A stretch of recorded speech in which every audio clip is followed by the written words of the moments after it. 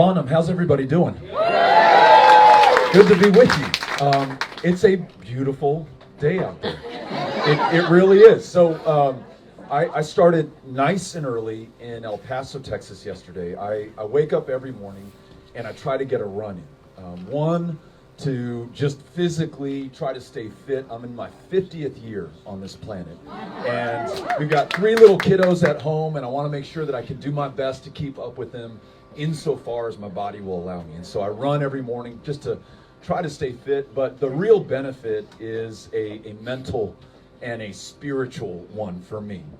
It gets my blood pumping, oxygen flowing through my brain. More seems possible for me over the course of my day if I start with a run. And I'm just reminded of the splendor of this place that we call home here in Texas. For me, it's in the Chihuahuan Desert, in another time zone from you all. We're in the mountain time zone in El Paso.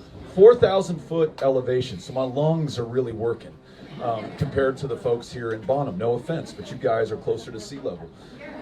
But I had to get up real early, 4 o'clock in the morning, to get my run in because Cynthia on our team was going to pick me up at 6.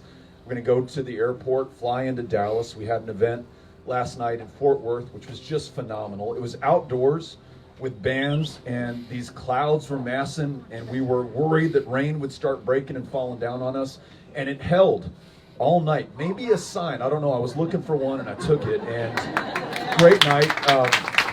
Woke up this morning in North Texas and got out there for a run, and there was this nice kind of drizzle or mist, or I don't know what you all call this stuff because I'm from the desert and we're not used to this precipitation in the air. But another beautiful day and another beautiful. $1 million rain. $1 million rain. I like that. Sam Rayburn said that. Did he? Yeah. Well, whatever you call it, it was beautiful, and I woke up grateful, and even more so coming here to be with you here today. I love, as Bill talks about and recommends, the elderberry. Someone yells back, it's medicinal, as though you need an excuse, right? We didn't know when we pulled up and saw all these people here. Are they here for the campaign, or do we have a bunch of wine drinkers who get together on Wednesday mornings? Whatever the excuse or the reason, we're just glad that we're together. And we're glad that there are good Democrats here. We're glad that there are independents. We're glad that there are Republicans as well. And in fact, as we drove up, there was this wonderful welcoming committee on the road right across the street, led by the Republican county chairwoman, and I mean it, and I promise you I'm not being ironic or trying to be cute here. They were really sweet, and they wished us good morning. I rolled down my window, and I told Cynthia, for a second I thought, should I roll down the window? Are we going to get into some kind of a nasty engagement? Are they going to videotape me and try to get me to say something dumb? And it's totally possible that I would. And so I just keep the window up and ignore them. But I rolled the window down, and I said, hey, good morning to you all as well. And then I walked over afterwards, shook hands. We had a civil conversation. There were some things that we certainly disagree on, and they reminded me of those. And I said, hey, I hear you, and I'm listening to you, and I understand that you see this. I see it a little bit differently. But the genius of this place, Texas, the United States of America, is that we can have this conversation, and we can do so peacefully and civilly and disagree and ultimately decide the outcome of this thing at the ballot box. That's really special.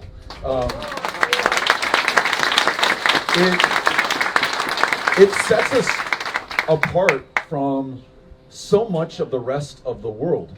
Try as they might in some places, and sometimes we try to impose this upon them, bringing people together to freely and fairly decide those who will represent their interests in positions of public trust, on the city council, on the commissioner's court, in Congress, like Sam Rayburn did for this community, in the White House, in the governor's mansion. That's something unique and extraordinary to America, and it also sets us apart from just about the whole of human history. I mean, you got to go back 2,500 years to ancient Greece to find another time over the course of human affairs that people came together and said, look, it's not going to be might makes right. It's not going to be awarded to the strongest or those who through military force can compel others to do their will or answer to their bidding. It's going to be our ability to reason with one another, have conversations like the one that we're going to have today here in Fannin County, and decide together where the common ground exists and where we're willing to find consensus. And I know this is a four-letter word in American politics today, but even compromise to make sure that we can move forward and never allow the perfect to become the enemy of the good. And listen, I say all of that because I recognize how incredibly fortunate and lucky I am to be doing this, to be the Democratic Party's nominee in this state for this position of public trust. And I do not take it lightly, nor do I take this campaign, this election, and this race lightly. It's not about the TV ads.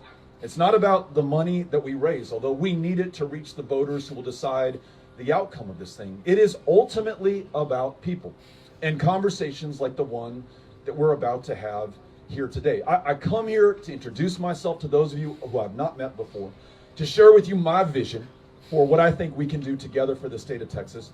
But I've also come to listen and to learn and to understand your point of view and your perspective, even if, and maybe especially if, and someone introduced themselves to me earlier today, said, I'm not going to vote for you, but I want to come out and hear what you have to say. Even if you disagree with me, I want to make sure that we have a chance to hear one another. Because again, what we have is special, and we ignore it or lose it at our peril. Very much on my mind right now, as this country, and nowhere more so than in Texas, faces the greatest threat to American democracy, at least in our lifetime, at least in living memory. You might have to go back to another century altogether to find a threat this existential right now, where our ability to freely and fairly decide the future and the course of America, of Texas, of Fannin County, is under this kind of threat. I'll give you just one example that for me is the case in point. You may have read this story. In Texas, one of our fellow Texans just in February, as he was trying to vote in the primary election, and I don't know if he was voting in the Republican primary or the Democratic primary, no me importa, does not matter. This guy, 95 years old, served this country in World War II. Literally in 44, he may be one of those men who landed on Normandy, willing to give his life to fight fascism half a world away, to defend democracy here at home. And as you all know, every one of you who has served in the armed forces of the United States, he swore an oath not to a man, not to a political party, not even to the office of the presidency, but to the Constitution, to our form of government, to this great democracy, what Abraham Lincoln called the last best hope of earth. And this guy, in this state, in this country, was denied the ability to vote not once, but 3 times. As you know, our state legislature and our governor signed into law a proposal that requires you to match the form of ID that you want to use when you vote by mail with the form of ID that you originally used to register with, even if you originally registered 70 years ago, as did this man. Now, one can be forgiven if they were not to remember the form of ID they used last year, much less 70 years ago. And this guy couldn't remember. And so 3 times denied the ability to vote. 12% of the ballots cast in the state of Texas were rejected. Republicans, independents, Democrats alike. This is not theoretical. This is not academic. This is not rhetoric coming from Democrats or Republicans. This is our reality today. And let's be clear, no one is riding to our rescue. It will not be the Supreme Court who intervenes in this attack on our democracy. It will not be the Department of Justice, although I could make the argument to the DOJ that given the Voting Rights Act of '65 signed into law by our fellow Texan LBJ, there is a case right now that the voting rights of our fellow Americans are under attack here in the state of Texas. But don't hold your breath. There is no cavalry riding to the rescue here for us in this year. This one is on every single one of us. We've got to reach out to our fellow Texans, to our neighbors, to our friends, to our family members, to our parents, to our kids, to our brothers and sisters, and make sure that we bring them in right now at this defining moment of truth. I cannot think of a time where more has been on the line, where the stakes were any greater than they are today, right now, in the state of Texas. You know, on a positive note, the things that we can do together, not Democrats again, and not Republicans, but Texans, things that I've heard from you and your neighbors across this state as I've traveled this state, like the kinds of jobs that we want to be able to work in the state of Texas. More importantly, the kinds of jobs we want our kids and grandkids to work in the state of Texas. Yes, jobs that pay a living wage, and there are more people working under a living wage in Texas than any other state, working 2 jobs, 3 jobs, on public assistance, sleeping on the streets or in shelters, not able to get by. That's important. But also, and I'm the dad of a 15, a 13, and 11-year-old, so this is on my mind, I don't aspire to a living wage. I don't aspire to a higher minimum wage. We need to take care of those things, but that doesn't fire your blood. That doesn't get you moving. That doesn't make you proud. What I think about for my kids is, what is that job that's going to give them meaning and purpose and function in their lives? Hey, Dad, just calling you, just finished another great day here. I am rocking it right now. You know, wherever she's working, whatever she's doing, I want her to know that but for her effort and contribution, that organization, that business, that school, that performance group, whatever it is, would not be as good. We all want that for one another. And I want Texas to be the epicenter of those kinds of jobs that give our young people that purpose and meaning that is missing from the lives of so many who, if we're going to be honest with ourselves and we look at the diseases of despair that we see in our nation and in this state and in our communities right now, is plaguing our fellow Texans. And again, it's up to us to decide how we're going to resolve that. I want to make sure that we give every single person that opportunity. Find me the Republican who will argue the point against that, right? That's something that we all want for our kids and grandkids, for ourselves, right? Point number 2, the only way that that's going to be possible is by receiving a world-class education. And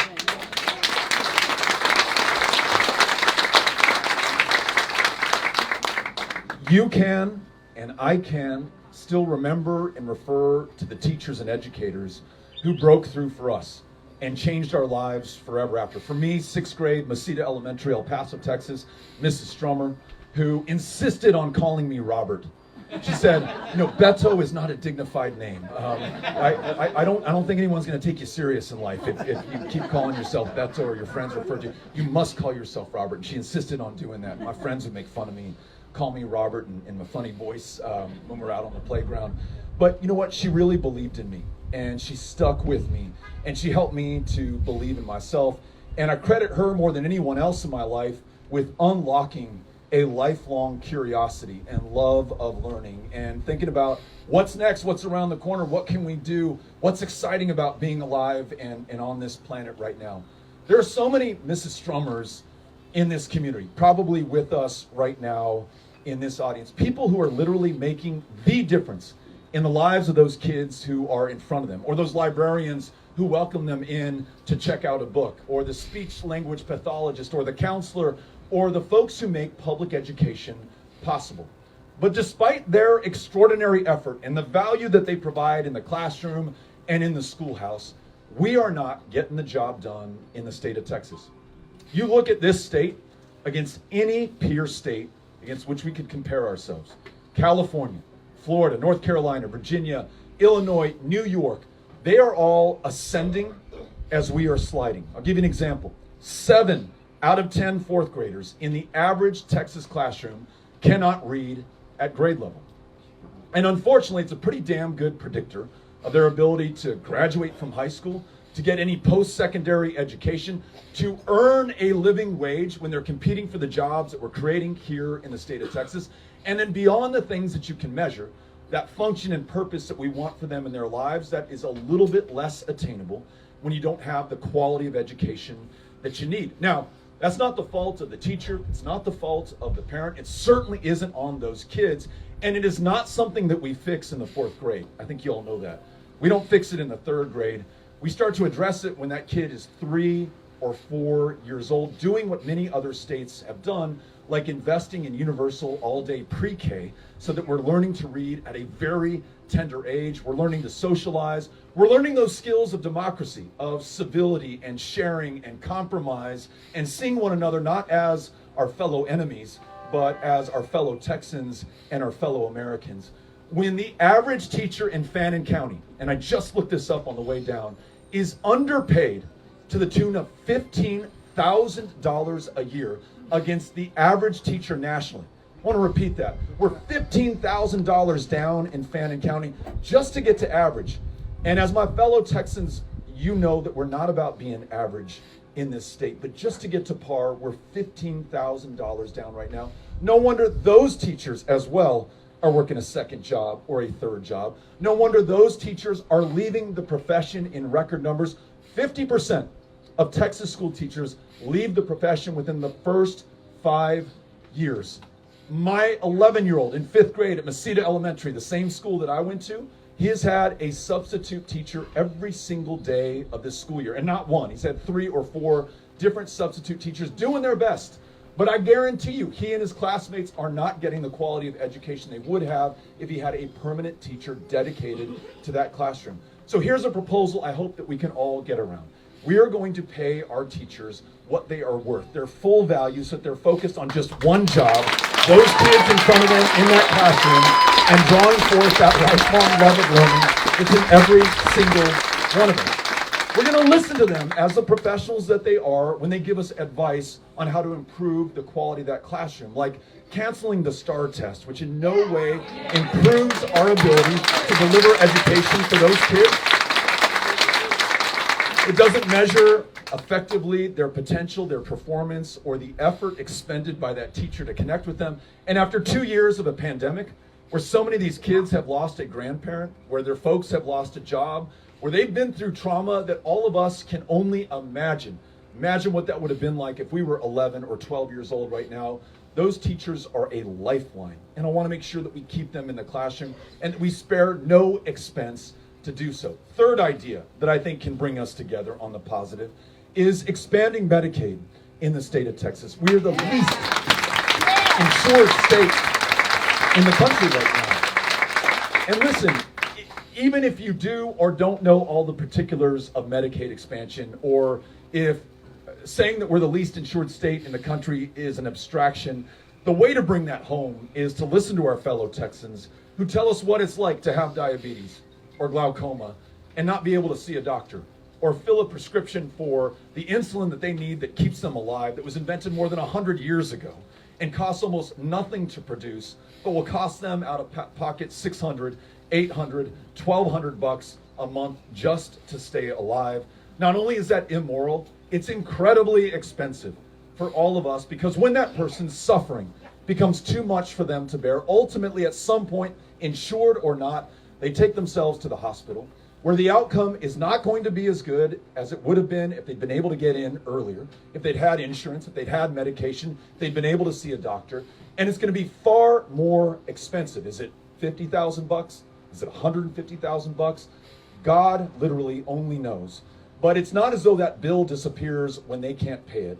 All of us end up footing it at the end of the day. That is higher property taxes, that is increases in our premiums, that is higher cost to live here in the state of Texas, and all of us carrying a heavy burden, those of us capable of doing so, when others are too sick, too unhealthy to be able to carry their fair share. So Medicaid expansion, which would bring in $10 billion a year to this state, that is your money, by the way, that you paid into the federal government in income taxes over this last year, bringing that back home to Texas connects people with care, hires more providers to rural and underserved communities, and will reduce our property tax burden. There we go. So, when friends ask, what's this O'Rourke guy all about? Is he the caricature that they're making him out to be? Is he our worst nightmare? Is he coming to do something awful to our communities? That's what they're going to try to do over the next 6 months. You all know that, right? That is our politics today. Drag the other people down, spread lies about them, fear people that we don't understand or do not know yet, or who are somehow made to be the other. But when your friends ask, when those colleagues at work, when you return here to have a glass of wine tonight and you're talking to the person at the table over, and they say, hey, I know Beto came to town, you were out there to listen to him. What is this guy all about? Please answer. He wants great jobs.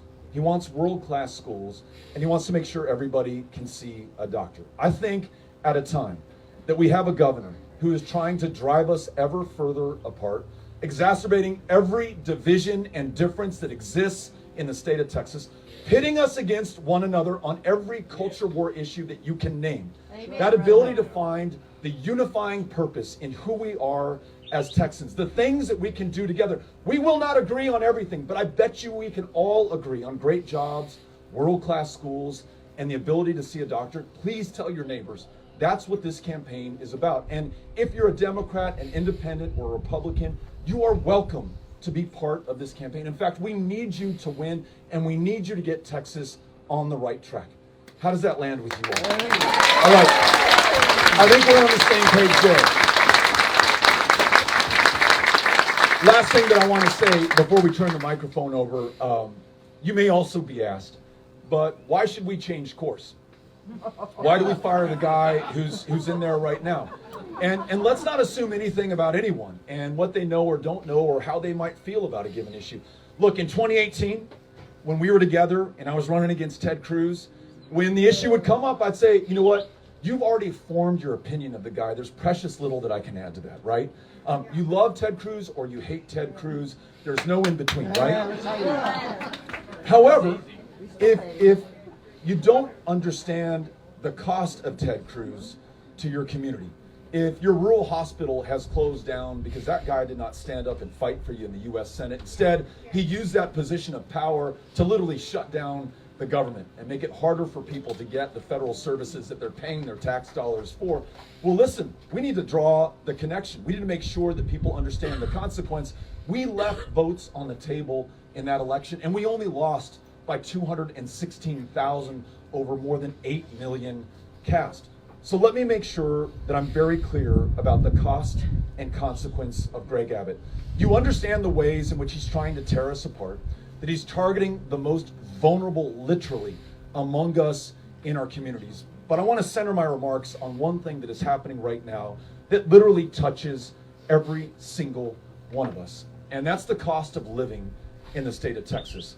The increase in inflation that we're seeing in our great state, the higher prices that each of us are paying, not because of any other force or person or party other than Greg Abbott right now. And allow me to make my case. When the energy grid failed last year, you all may or may not remember this moment. People are telling me they froze. More than 700 of our fellow Texans lost their lives. You all heard about the young boy in Conroe, 11 years old. His mom could not pile enough blankets on his shivering body, and he froze to death in his bed in the energy capital of North America because the temperature dropped, because our governor ignored every bit of advice he'd received over the last 7 years about the vulnerability in our grid and the need to winterize and weatherize every single part of it. To add insult to injury, he jacked the price of fuel, and this came out in public testimony, 200 times the going rate.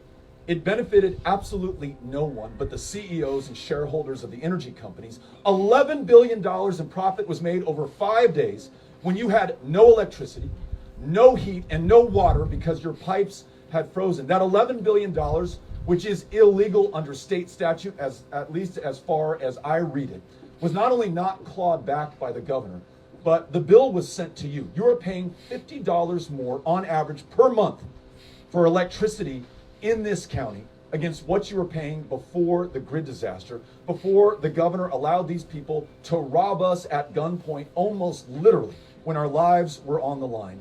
That inflation, $50 a month, is not just this month, it's not just next month, it is projected out for the next 20 years to pay back the costs of that $11 billion that was stolen from us. So inflation on your utility bills, that's Greg Abbott, and we call that $50 a month the Abbott tax.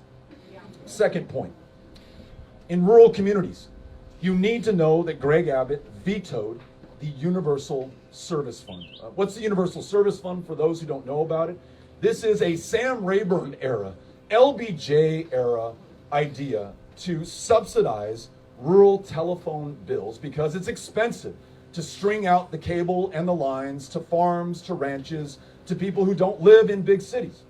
It's the same idea behind the Rural Electrification Administration in 1936 that wired communities for light and electricity so those first graders could read here in this community just like the first graders in Dallas or Tokyo or London or New York City. Well, Greg Abbott vetoed the Universal Service Fund this year, which means that telephone bills and now internet bills in rural Texas are going up anywhere from $25 to $100 per customer. Not just this month, every single month. Don't look to the president. Don't even look to Putin. Don't look to any other force. That was Greg Abbott's decision by his veto. Telephone and internet bills going up in Texas. Here's the third one. In the 7 years that this guy has been our governor, our property taxes cumulatively in the state of Texas have gone up $20 billion. $20 billion that you and I as homeowners, as renters, as property owners, as small business men and women are now paying because we've been unable to figure out how the state pays its real share of our costs in this state. It means that those school teachers are depending on the property tax base here in Fannin County instead of looking to the coffers in the 9th largest economy on planet Earth right now. That inflation in your property taxes, which is pushing some people out of their own homes, it's Greg Abbott. He's been governor for every one of those 7 years that those $20 billion have increased. Last one on inflation. And this is one that is near and dear to my heart because this occurred on the U.S.-Mexico border. And as you all know, I'm from El Paso, one of the defining border communities in the state of Texas. To score a political point against the Biden administration, our governor shut down commercial traffic coming into this country from Mexico. Now, why does that matter to us? We are a trading state. Our largest trading partner is the country of Mexico. The things that we make in the state of Texas very often require inputs from that country that are manufactured and fabricated there and brought across our ports of entry. 2/3 of the produce, the fresh fruits and vegetables that we depend on to be healthy, come from the country of Mexico and cross over those ports of entry. Greg Abbott last week and the week before set up a blockade on our border. For what reason, I do not know. It didn't do anything to apprehend undocumented immigrants. It didn't stop a single ounce of fentanyl from coming into this country. It did nothing to address the very real challenge of human trafficking that is at the U.S.-Mexico border and which we must do something about. But you know what it did do? It earned this guy 3.5 minutes on Tucker Carlson on Fox News. So you know, maybe he gets the pole position in the 2024 Republican presidential primary, but for you and I, it costs the Texas economy $470 million a day. It costs the national economy $996 million a day. Billions of dollars to the negative for the state of Texas. Higher prices in your supermarket. Do not take my word for it. Sid Miller, the Republican elected statewide agricultural commissioner, just said this the other day on a news broadcast. He said, look, I may be a Republican. I may end up voting for Greg Abbott at the end of the day, but I got to call this out for what it is. This guy is hurting our fellow Texans. We are paying higher prices at the grocery store because of him. So when you hear about inflation, when you talk about inflation, when you're sharing with your neighbors what we could do better, please remember those 4 points about how Greg Abbott is hurting the economy of Texas, is hurting our growth, is killing jobs and businesses, and making it more expensive to be in this state. All right, last thing that I say. You've heard my case for, you've heard my case against. Now here's my case for how we're going to do something about it. We need to win this election if we're going to be able to do those positive things, if we're going to be able to confront the negative before us. But that is going to take every single one of us. It will not be the party. It will not be the candidate. It is going to be the people. There's a short code that you all see here. It is text Texas to 20377. If you do that, if you text Texas to 20377, we'll sign you up literally on the spot to knock on doors and to make phone calls and to reach out to your fellow Texans and bring them in. It's the only way that this is going to happen, okay? So eyes wide open going into this thing. We can win. It is within our grasp, but it has to be done by the people who are here today. There's no amount of money that we could raise. There's no silver bullet that we could fire. It is all of us doing this together. In 2018, when we were running together statewide, I had Cynthia look this up. We won 2,107 votes in Fannin County. In 2020, there were 6,757 people in this county who were eligible to vote but did not cast a ballot. So again, we only got 2,100 votes. There were more than 6,700 people who did not cast a ballot who were eligible to do so. And just since the 2020 election, there are nearly 1,600 people who have just registered to vote. They are new citizens. They are young people who just aged on to the rolls. There are folks who've been sitting out election after election, but they're fired up right now and they want to do something about it. I need your help to reach more than 8,000 new voters who have not participated in past elections. That more than makes up for our margin of defeat in Fannin County in 2018. And cumulatively, when you add this county to county, we more than make up for that margin of loss in 2018, and we begin to produce the margin of victory that we need to win. But I need you to do this. My request of you, beyond signing up at 20377 by texting Texas to that number, is to think about whether or not you're willing to host volunteers for a canvass where they're going to come meet you at the park across your street or at the nearest wine bar to your house. And you all have a glass of wine, and then you go forth and knock on the doors of the people of Fannin County and bring them into this campaign. If you are willing to host one of these canvasses, and we'll provide you instructions, we'll guide you, we'll hold your hand through this. If you're willing to host all those people who volunteer to sign up, I would love to be able to meet you right now. And sorry to put you on the spot, and no pressure, but please raise your hand. Rocio, who's on our team right here, we have a host in the back, we have a host right here in the middle, we have 3 hosts, we have 4, we have 5, we have 6. Cynthia, I need more volunteers. Please keep your hands up. Can I get some more volunteers here? More volunteers. If you all could keep your hands up. Anywhere you see a hand up, please sign them up. I want to thank the hosts who are willing to have these volunteers come meet them and lead these canvases. Can we have a round of applause for everybody who's willing to do this hard work? Thank you all so much. And Title 42. what's that? Why have you flip-flopped on Title 42? Why don't we make this our first question, okay? Because we're now going to turn the microphone over to you.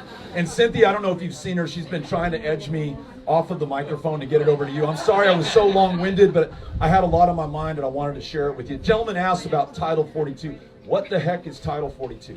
Title 42 is a part of federal code that allows the Centers for Disease Control to make a finding that because of a public health threat, we can summarily reject anybody attempting to come into this country, even if they have a legitimate request for refugee status or asylum. My position on Title 42 is that this is bad policy. We didn't need it under the Trump administration. We certainly don't need it under the Biden administration. In addition to turning back people who've just traveled 2,000 miles, fleeing some of the deadliest places on planet Earth today, including in some cases kids. And imagine sending your 12-year-old on that journey. You would only do it if you had no other choice but to send her those 2,000 miles to keep her alive. Nobody does it for kicks.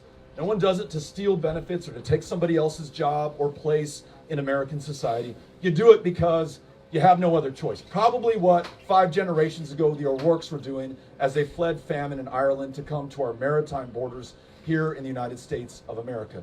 In addition, it creates more confusion and chaos on our border with Mexico because, and this is coming from the Border Patrol agents that I have listened to, because when they reject somebody tries to cross and they say, "I'm sorry, ma'am, I'm sorry, sir, I'm sending you right back to Mexico," that person who tried to cross is free to try again tomorrow and the next day and the following day. Part of the reason we have seen such an increase in crossing attempts is because we have the same people trying to cross day after day, night after night. So we must end Title 42, but we must also listen to our border communities who have told us that they're concerned about their capacity to process those migrants who will now be able to make a claim for asylum. That claim may be validated, that claim may be rejected, but we're going to follow our laws in this country. We want to make sure that those border communities are listened to. The Biden community works, or the Biden administration works with them to address capacity issues and process issues, and that we do this the right way. So let's make sure that we end Title 42, but we do so by working in partnership with border communities. All right, that was our first question. If you raise your hand, we'll take the next question. There's one right back here, Ms. Connell. All right, here we go.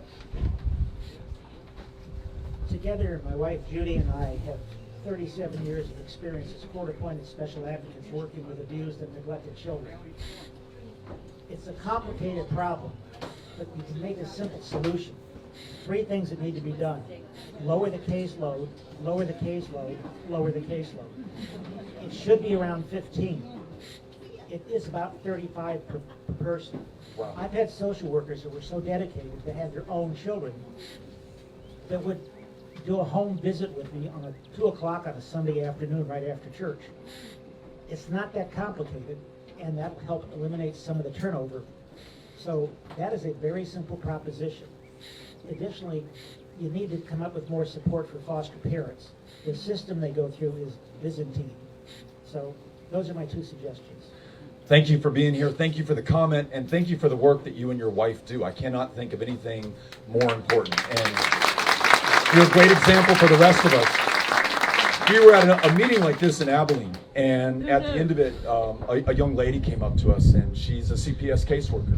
And through tears, she's telling me, Beto, I don't know that I can take this anymore. The load, the stress, the pressure that I feel, the trauma that these kids are going through, that in some ways I feel like we are exacerbating because of our failure to fund the solutions. I cannot sleep at night, but I also cannot quit, because if I quit, I'm quitting on these kids. Please promise me, Beto, that you're going to do something about it. There are 30,000 children in the foster care system in the state of Texas right now. For the last 6 years, our governor has been told that we are in crisis. 6 years ago, Judge Jack said that the kids who go into foster care emerge more damaged than when they entered.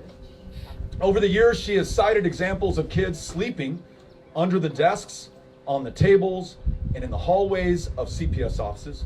We just recently had findings that 100 children in the foster care system in the state of Texas died last year. 100 kids in the custody and care of this great state.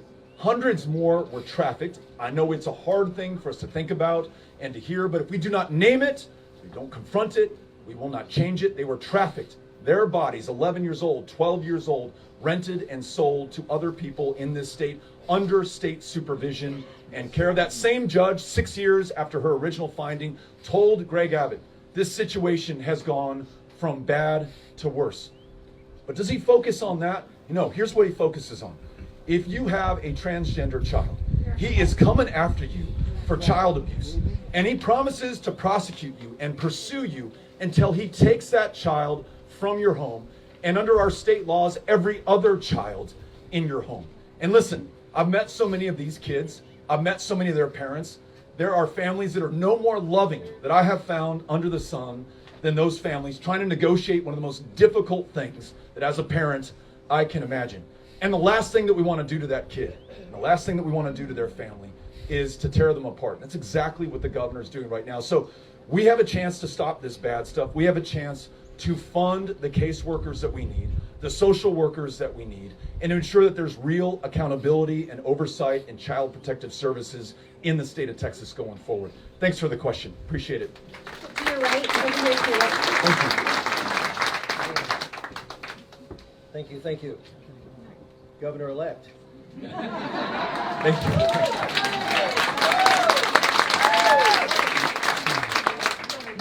I want to talk about property taxes in the state. What's happening? Followed it for a couple of years. We can't hear you, Joe. Okay, better? Yes. Yes. I represented Southwest Missouri for 10 years in the state house. Southwest, Springfield, and a few adjoining counties. About halfway through my 10 years, the Supreme Court ruled for reassessment. Why? Agriculture areas, and agriculture is the largest revenue generating for a small state like that, and new construction in the big cities. Does that sound familiar to Texas? Last Thursday on the 14th, the 2022 assessment values were mailed. Some of you may have got those. If you don't, it'll be a week or two. Abbott and, what's the guy's name? Dan. They said for 3 different times before session, which is just every other year, we're going to do something about property taxes. How many special sessions did Abbott call last year? And he wants to be a hall monitor at high school. Which door you go into the bathroom? Or limit your ability to vote. It's supposed to be the other way around. We decide who they are, not they decide who we are. This is a state that the legislature can't even call themselves in the session. But of the 3 or 4 sessions he called last year, none of them were involved in property taxes. The increase that you're going to see this year, not just the tax situation. Your home goes from $200,000 to $300,000. Guess what your insurance is going to do? I mean, it's a compound kind of issue. I know you can address this issue, and after November, we'll be on the right road. I'm from Missouri. I've been here about 15 years. Mark Twain's there, and we'll say this about your opponent. Twain said, politicians and diapers must be changed frequently. And both for the same reason. Pretty good. Thank you. As a gentleman was talking about opening up his appraisal and suggested that you all do the same, somebody yelled out, make sure you're sitting down. That's what we are hearing all over the state of Texas. And, part of the problem is the state, under the leadership of Greg Abbott, unwilling to fund the mandates that they send down to our counties and our communities, and putting that all on the local property taxpayer and the renter and the small business owner. And part of it is through the loopholes that they have created for their donors who, I don't blame them for running a truck right through them. I'll give you an example. There is a large commercial corporation in Southeast Texas that was able to successfully contest their evaluation. Now, you all probably individually cannot hire the lobbyists that they hire, the attorneys that they hire to go to the Central Appraisal District and contest their evaluation, but they were able to successfully do that and get the local school district to cut them a check of $30 million that they had to return to this corporation that has made billions of dollars off of the people of Texas. And listen, corporations aren't evil. Businesses are not bad. We don't begrudge anybody from making a profit or doing everything they can under the law to pay as little as they possibly can. If the law allows it, well, then that's what they're probably going to do. But we need people in positions of public trust who look out for the families, who look out for the homeowners, who look out for the renters and the small business owners, not just the corporations and not just the large donors across the state of Texas. If we get equity and if we get fairness in our property tax system in this state, we're going to be able to raise billions more in revenue, relieve the burden on local property taxpayers. If we take that $10 billion a year in Medicaid expansion, we're going to reduce pressure on local property taxpayers. If we address some real problems in our criminal justice system, like the fact that we still lock up people for possession of marijuana in this state, which costs us $500 million a year and foregoes another $500 million in being able to tax a regulated and controlled substance, just like almost every other state in the union is doing right now, we can relieve and reduce the burden on the property taxpayer here. So thank you all for bringing this issue up, and know that we're focused on it and we're going to address it and bring your property taxes down when we win this race. Thank you. Thank you, Ms. Bonham. Beto, on 420 here, I have a donation of $4.20. Who do I give this to? Cynthia Connell right there can take it. And anyone who's willing to can go to betofortexas.com and make a contribution there as well. Whether it's the elderberry or whether it's legal marijuana down the road, I want to make sure that we're respecting people's rights as long as they don't infringe on the rights of anybody else. And the injustice of putting people away for a substance that is legal in most of the rest of the developed world today, and given it who we are putting away. So Texans of all ethnicities and races use marijuana at about the same rate, which I'm told is a lot, right? But disproportionately, it is black and brown Texans who are stopped, who are frisked, who are incarcerated, who who upon release have to check a box on every employment application form, every student loan application form, saying that they have a conviction. That reduces and narrows their opportunities over the course of their life. And listen, when they're unable to avail themselves of that job or that education, they're also not able to buy that house. They're also not able to pay those property taxes, and your burden grows as a result. So whether you're moved by your desire to partake or the injustice of our current system of justice in Texas when it comes to our drug laws, or the revenue that we are out of right now because we're not doing the common sense thing, this is another issue that brings together Democrats and independents and Republicans across the state of Texas. So thank you, sir, for the donation. Appreciate it. We're upstairs. Upstairs. Okay, I see you. And then we have a question down here, Ms. Conham. Yes. Earlier you spoke about the teacher shortage and teachers leaving the profession. It's not just teachers, it's superintendents of large school districts, it's principals. Here we get a lot of our teaching candidates from East Texas Commerce over in Commerce, A&M. Last 2 years ago, I believe they graduated over 1,000 candidates. I think the last graduation in December was maybe 10. Wow. So what are our plans to address the teacher shortages? I mean, coming very soon to a school near you. Thank you for saying that. And point taken. It is the classroom teacher, but it's everyone involved in education, from the superintendent to the principal to the school bus driver to the cafeteria worker. All of them make possible something that, again, is unique to America and absolutely fundamental to our democracy, as well as our ability to read, write, and add up, right? To be competitive for these jobs that we're creating. I mentioned how quickly we are losing people in public education. The question is, what do we do about it? I would begin with showing educators the respect that they deserve and that they earn. You now have a governor who is attacking them, who's telling them which version of history they're allowed to teach and which version of history they will be punished for teaching going forward.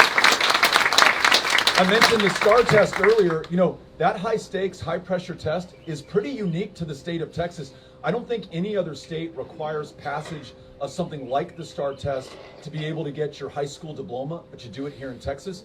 Your school will get a letter grade based on one test and one test alone. That is the STAR test, which our kids are forced to take after 2 years of learning loss during this historic pandemic. School teachers, administrators, superintendents, principals alike are telling me, Beto, we have to do something better. We're not against testing and accountability, but we have to use it more as a diagnostic than as a punitive tool to go after teachers and administrators and school districts and schools in the state.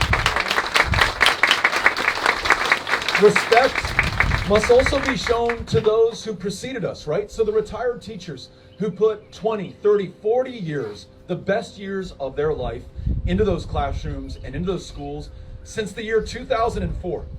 They have received no cost of living adjustment at all. Inflation this year in the United States of America is over 8%. In Texas, it is even higher because of what I mentioned earlier that Greg Abbott has done.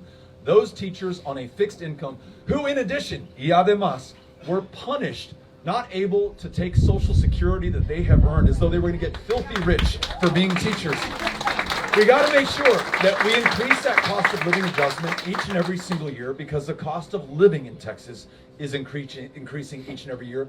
And in addition, if you want to recruit that next generation or retain the generation that's already there, you've got to make sure that when they look to the older generation, they see them being treated with the dignity that they are owed. If not, they say, well, why do I want that for myself? Saddest thing that I hear across this state is people who are in the teaching profession who say, I'm telling my daughters and my sons not to follow my path. I do not want this for them. I want something better for them. I want teaching to be the most valued profession in the state of Texas. I want us to be the education state. And school buildings are wonderful. Technology is great. But school teachers and educators and administrators are where it's at. And that's where the focus is going to be. Thanks for asking. Up here to your left. Hey there. While you're running against Ted Cruz for Senate and while you're running for president in the 2020 presidential election, you expressed many controversial ideas about gun control, stating, hell yes, we want to take away your AR-15 and your AK-47. One of your main reasons for being pro-gun control is because of the various school shootings that have happened in the U.S. So my question is, do you think that teachers with proper gun handling experience should hold firearms in their classrooms to protect their students in the event of a possible school shooting? Thank you for coming here, and thank you for the question. I don't think it's a good idea to introduce more guns into our schools and classrooms. But I want to tell you, I have listened to many a school teacher who also happens to be a veteran, who says, Beto, I want to have that ability, and I have proficiency in firearms, I have the training, I know what to do, and I'm really worried about somebody coming into my school and taking the lives of these kids that I've already sacrificed so much for. And so I want to be respectful to those who hold this other position and this other view on how we address this issue. But I just, after a lot of thought, come down to the conclusion that more guns will not be the answer to reducing gun violence in our schools. And listen, not all of us are going to see eye to eye on the solutions, right? I strongly believe that no one should have a weapon originally designed for war, which is what an AR-15 or an AK-47 is, in civilian life. There are some of you who own AR-15s and AK-47s, and you'll come back at me and say, hey, Beto, that may be the case, but I own and use that gun responsibly. I keep it locked up. My kids don't have access to it. I've got these feral hogs on my ranch, and it's the one way that I know that I can take them down. It's funny, somebody said that to me at a town hall, and someone else stood up and said, you must be a pretty poor shot then if you need an AR-15. But whatever the case is, there are fellow Texans, maybe even here, who own these weapons, and we want to be respectful. There can be divergent points of view, right? And we got to find the common ground and consensus, because we got to make progress, and we can't allow those differences to stop us. So here are some ideas where I think we can move forward. We do not have a universal background check in the state of Texas. Many other states do, and I'll give you a point in case on why this is important. You all heard about the Midland, Odessa shooting, where 8 people lost their lives due to a guy armed with an AR-15. Now, he went into a federally licensed gun dealer shop to try to buy that weapon, but was unable to pass the background check. That's great. The system worked insofar as he was willing just to buy it from that shop. But because Texas does not have universal background checks, he was able to go to a private seller and literally buy that weapon out of the trunk of his car, take it and go shoot people across that community, including a toddler who, thank God, survived the attack. In El Paso, it was somebody who purchased an AK-47 and used it to kill 23 people. We see it in our school shootings, in church shootings, in movie theater shootings, in our lives. No other country has this. No other people would accept it. This is not our destiny or our future, our fortune, or our fate. We can defend the Second Amendment. We can build upon our proud tradition of responsible gun ownership and do a better job of protecting the lives of the people in our lives. So whether it's universal background checks, or safe storage laws, or extreme risk protection orders, these are things where I think we can build consensus with Democrats and Republicans. Thanks for asking. My husband and I were both worked in the colleges, in county colleges, and I taught kindergarten for a few years, but couldn't stand the administrators coming into my room telling me what to do. And I had children who couldn't speak English, children who had never been exposed to the alphabet, others who could read, and yet they were wanting you to take all these little 25 kids and get them out the other end exactly alike. And so after like 2.5 years, I bailed on that and had a wonderful career in high tech. I'm retired from EBS.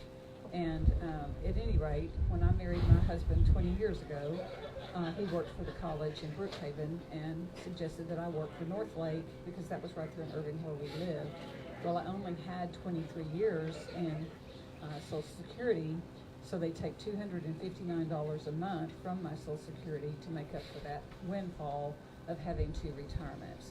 For Bobby, he had like 22 years maybe or something, so they take $300 a month from his, and that's $559 a month that they take from us just because we had the temerity to go to work for colleges and do good by.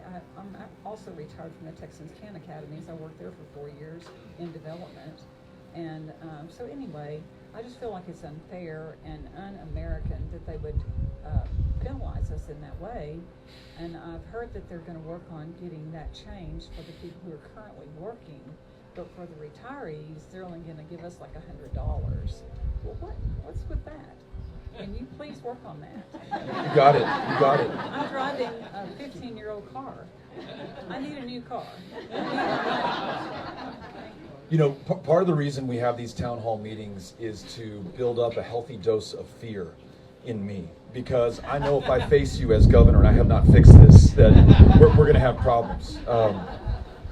So you've dedicated a good part of your life to public service, as has any educator.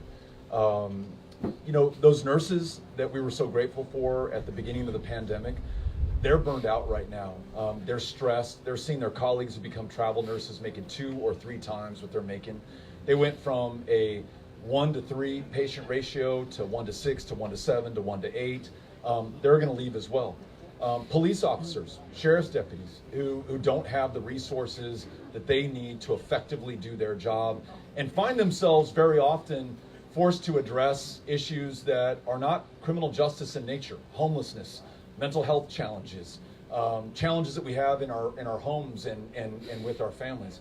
Veterans who put their lives on the line for this country. I was just reading something, you can confirm it if it's true, that the VA is thinking about relocating a clinic here into Dallas. And why make people drive an additional hour, hour and a half, 2 hours to get the care that they were promised when they were first drafted or when they first enlisted? So any of these careers of public service, those who worked them and devoted their lives to them should not be punished, which is what you're effectively saying, and I agree with, for their willingness to do what so few other Americans do. On veterans, fewer than 1% of our fellow Americans have stepped up since 9/11 to put their lives on the line for this country.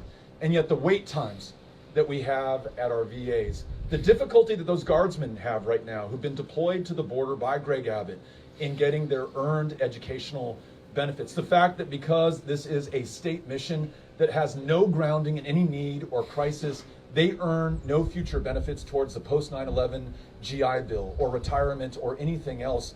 Look what we're doing to literally the best among us right now. When we're more focused on our differences and causing fear and freaking people out about transgender kids or immigrants coming to get us or whatever the boogeyman of the day is, we leave behind those who are providing these essential public services to our state. So whether you are an educator, whether you are a cop, whether you're a veteran, whether you're a nurse, I want you to know you are a priority for me because you are a priority for the people of Texas. And I'm going to make sure that we deliver, because next time we see each other after this election, I want to make sure that we're friends. Okay, so thank you for being here. Appreciate it. This is going to be our last question, but we're going to stay down over here in this flat area if you guys want to stay and say hi afterwards and take a picture.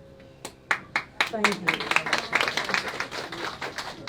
Back to education. Yes, ma'am. My husband and I are retired educators, and both of our daughters followed in our footsteps.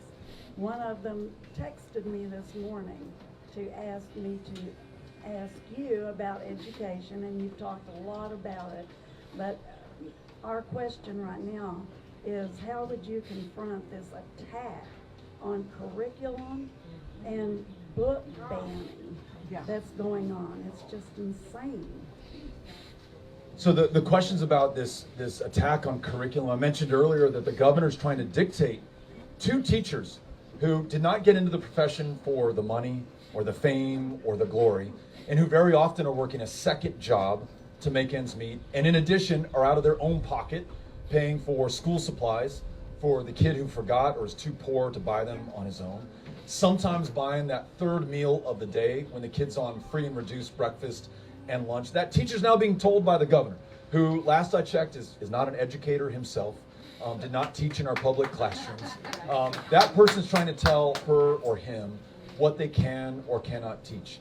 And there's a real punishment involved if they cross him. Now, that challenge that was highlighted about keeping teachers in the classroom, 50%, remember, leave the profession in the first 5 years, only exacerbated when we treat them with this disrespect. But there's something else that is hard for us to talk about, but I think that we have to confront. You know, one of the members of the welcoming committee, as we drove in, when I went up to say hello and I asked her what's on her mind, she said, What are you going to do about this CRT? I don't know if you all have heard that phrase before. I, before last year, had never in my life, in my 49 years on planet Earth, heard the phrase CRT. Or what it stands for, critical race theory. I have since learned that it is a course that is taught in some law schools and some graduate programs, but is not taught in a single elementary, middle, or high school in the state of Texas, bar none, as far as I can find, and I'm reading as much as I can get my hands on about this. But at the same time, we have this history in the state of Texas that find another state that can even begin to compare. Obviously, we have the Alamo and the War of Independence, but we also have others who for far too long have remained in the shadows, completely unknown to the school children of the state of Texas, who, by the way, would benefit from learning their stories as well, because ultimately all of our stories blend together here in Texas. I'll just give you one that is under attack and on the chopping block in Greg Abbott's Texas. So, as you all may or may not know, in 1923, so not too long ago, not even 100 years ago, the state legislature decided that if you were black and you lived in the state of Texas, you could not vote. Literally, they said the quiet part out loud and wrote it down in black and white. That was the law of the land that stayed on the books, for those of you who haven't heard this, till 1944. So while black men were giving their lives to this country to defend this democracy, by state statute, they were unable to participate in the elections for those who would decide their future or the future of their community. That law was ultimately brought down by our fellow Texans, including somebody who lived in El Paso, Dr. Lawrence Nixon, African-American physician, born in Marshall, Texas, comes to the opposite end of the state, founds the first branch of the NAACP in the state of Texas.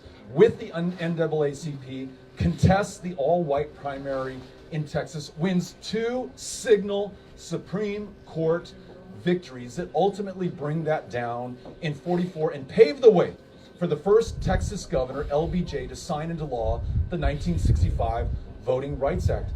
Listen, I never heard that story in any one of the grades of public education in El Paso. If Lawrence Nixon was strong enough to wage that fight, our kids are strong enough to learn his story, and I want to make sure that they do. So if these teachers want to teach the story of Lawrence Nixon, let them do that. And as governor, I'll make sure that they can. Thank you for asking. Appreciate it. Es todo. Thank you all so much for coming out. Bill, thanks for organizing. And thank you to our hosts for having us out. Everybody buy a bottle of wine if you can on your way out. Gracias, everybody. Thank you so much.